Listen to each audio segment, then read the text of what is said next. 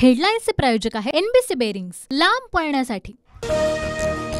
अशोक चव्हाणांचा आज फडणवीस आणि बावनकुळेंच्या उपस्थितीत भाजपमध्ये पक्षप्रवेश। काँग्रेसचे माजी आमदार अमर राजूरकरांसह नांदेडमधील काँग्रेस पदाधिकारीही भाजपमध्ये जाणार। मोदींचं यश मान्य केलंच पाहिजे। मोदींच्या काळात देशात मोठे प्रकल्प उभे। राजीनाम्यानंतर अशोक चव्हाणांची लोकमत वृत्तपत्राला मुलाखत। चव्हाणांकडून पंतप्रधान मोदींच्या कामाचं कौतुक। पक्षात मनमानी कारभार, निवडणूक जिंकण्याच्या दृष्टीने तयारी नव्हती। आंदोलनाची वेळ असताना पक्षांतर्गत प्रशिक्षण सुरू। मुलाखतीतून अशोक चव्हाणांकडून नाना पटोलेंच्या कार्यपद्धतीवर देखील रोष व्यक्त। उपमुख्यमंत्री देवेंद्र फडणवीसांची दुपारी 12:30 वाजता पत्रकार परिषद। भाजपा प्रदेशाध्यक्ष चंद्रशेखर बावनकुळेही उपस्थित असतील। अशोक चव्हाण भाजपकडून राज्यसभेची निवडणूक लढवणार। अशोक चव्हाण उद्या अर्ज भरणार। कोणत्याही क्षणी भाजपच्या राज्यसभा उमेदवारांच्या नावाची यादी दिल्लीतून जाहीर होणार। काँग्रेसचे 20 ते 22 आमदार निवडणुकीत विरोधात मतदान करण्याची शक्यता। काही आमदार अशोक चव्हाणांच्या संपर्कात, सूत्रांची माहिती।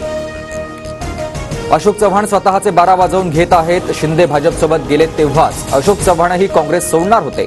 चव्हाणांच्या भाजप प्रवेशावर राऊतांचा मोठा दावा। अशोक चव्हाणांमागे तपास यंत्रणांचा ससेमिरा लावण्याचं काम सुरू झालं होतं। वडेट्टीवारांचा दावा। इतर पक्षातील नेते पळवून भाजप घर सजवताय, वडेट्टीवारांची टीका। भाजपमध्ये येण्यासाठी एकनाथ खडसेंचे प्रयत्न सुरू। भाजप नेते गिरीश महाजन यांचा मोठा दावा।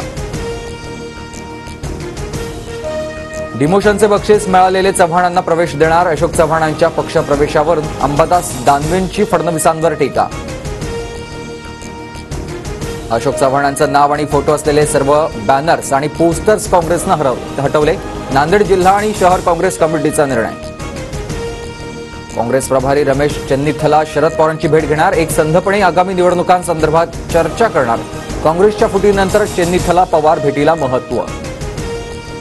महायुती राज्यसभेच्या 6 जागा लढणार। चव्हाणांच्या राजीनाम्यामुळे 6वी जागा महायुतीसाठी सुरक्षित। भाजप 4 तर शिंदे आणि अजित पवार गट प्रत्येकी 1 जागा लढवणार। हेडलाईन्सचे प्रायोजक आहे एनबीसी बेरिंग्स, लांब पळण्यासाठी।